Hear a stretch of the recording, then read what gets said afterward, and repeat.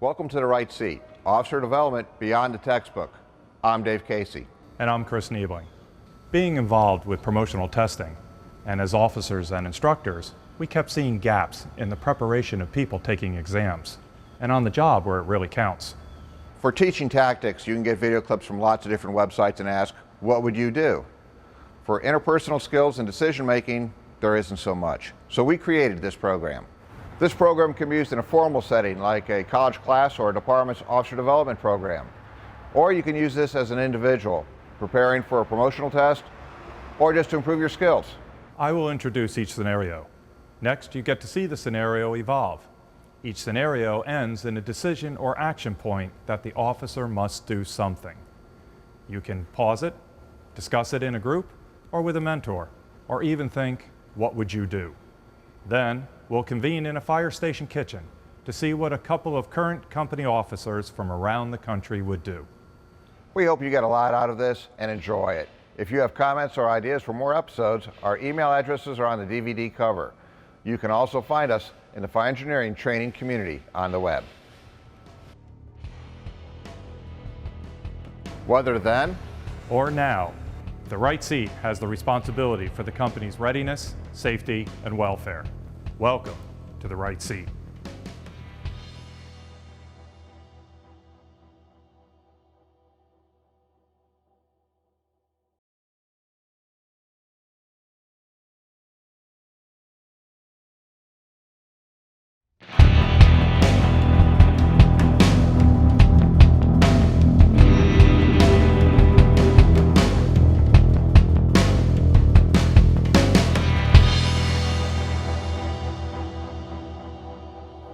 You are the company officer, and you've been with the same crew for quite some time.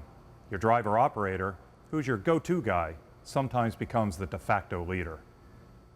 Did you guys see the overtime game last night? Good morning, guys. Hey. Good morning, Hey, guys. We've got a lot to do today. Building maintenance is coming by tomorrow to paint the floors of the apparatus bay, and we have to move everything out and pressure wash the floors. Logistics dropped off for pressure washer for us to use. So, Bob, if you would, move the apparatus outside and make sure that we secure the charges. Ron and Tony, if you would, take care of the bunker gear and the cylinder racks and move them into the community room. Also, take down everything off of the bulletin boards and move the map board into the watch office. So where are we going to park the trucks tonight? Back in the bay once the floor dries. We're going to use 2 large shop vacs to dry the floor faster. All right, you two numbnuts, let's go take everything off the walls, right? And then I'm going to go over to Public Works, see if I can get the backpacks with the blowers on them. We can dry this thing up a lot faster. Then we'll take a ride over to my house. I got this new blower thing. And we're going to get this thing done pretty fast. Come on, guys, let's go. What?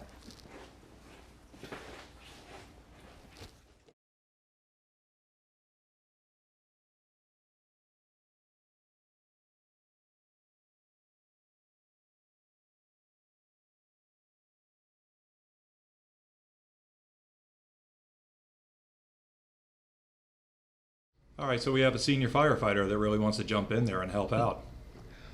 Well, we appreciate senior firefighters being a part of the team and helping out. And a good officer wants a senior person to be part of the team and be an informal leader. But in this situation, the officer is sitting down at the table with the men and gives direct orders as to what they want done. And those direct orders are countermanded by the senior firefighter. We kind of have a communication breakdown here.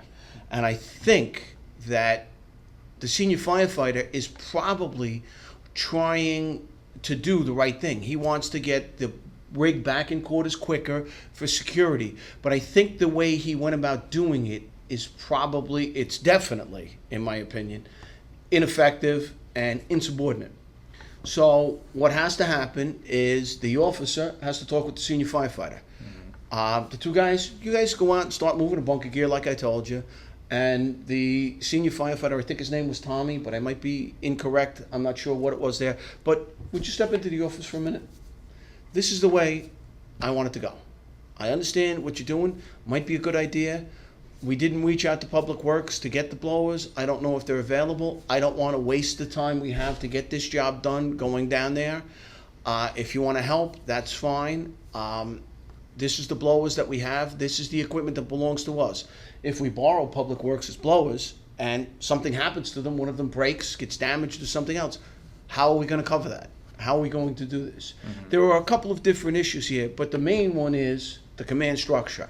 Right. And the command structure and the chain of command, and the officer has to rein that in now, or else he is giving his leadership role to that senior firefighter, and that's going to be a problem. Right. As for many things, there's more than one way to do something. And everyone has their own opinion, which everyone's allowed to. But when an officer gives an order, which he did, and gave everyone a duty, there's no right in that situation to undermine him and make him belittled, which shows the other firefighters that are there, makes him look bad. If afterwards he wanted to say or give a suggestion, maybe in private or like impromptly, just that, you know, maybe they could get the other blowers, or maybe he had something at home, but to take time out and to grab the other equipment, it probably would have taken the same amount of time if they just were to do it how the officer wanted to do it in the beginning. So by belittling him, made him look bad, and the other firefighters to think less of him, I would say. Two things an officer cannot do: cannot abdicate their responsibility, and cannot allow anyone to undermine their authority. Otherwise, you've lost it. You lost that cohesiveness. Imagine if that had happened to fireground. Cannot happen to fireground. Fortunately, in this case, it was harmless. However, at the same time, this person has been around with me for a while, and he's a nice guy. So I want to hear from him. In my crew, I don't care if you've been there for the first day, I want to hear from you. But how it goes about is where the problem comes in. So I don't want to shut him down. Listen, don't ever know. If you have a concern or you have a better idea, because you may be, I don't know everything, and I want to use my crew. If you've been a hazmat for a while, I want to hear from you, but how am I going to do it after it's all done? Come over to me. Hey, Lieutenant, Captain, I understand you want to do this, but how do you feel about this? Hey, great. There may And be a better way to go absolutely, about doing it. and I'll give him an attaboy as a result of it. Right. Yeah, Stan, you're spot on. I think where the senior firefighter really erred. I mean, for crying out loud, what do we hire? We hire problem solvers, right? You know, I mean, at this table, there's probably just such great ideas, and you want to foster that within your crew and say, man, you know, great ideas. The way you can't do it is the way the senior firefighter did, and say, okay, you just gave a set of orders, and then the senior firefighter goes, okay, interesting, now here's what we're going to do. You have to respond to that. So I would agree, stopping the senior firefighter right there, the guy's heading off somewhere, and you have the discussion about whatever you intended, and it was probably well-intentioned and good ideas, you made me look bad, and you can't do that. And the senior firefighter's probably go, oh, that wasn't what I intended, I just want to get the job done. I would offer to those of you that are company officers, you want to try to nip these problems in the bud before they even happen. And one way you can do that is include the troops in the decisions as much as you can before you ever get to the order issuing stage. We know we got to clean out the app bay floors. Hey, we're going to be cleaning out the app bay floors. What do you think? Here's what I'm thinking. And it keeps you out of these problems from the get-go, and it fosters that morale and that teamwork right from the get-go. The way it went down here, you have to address it, and you have to address it immediately, or there's going to be no respect for you as an officer. Yes. All right. Good information.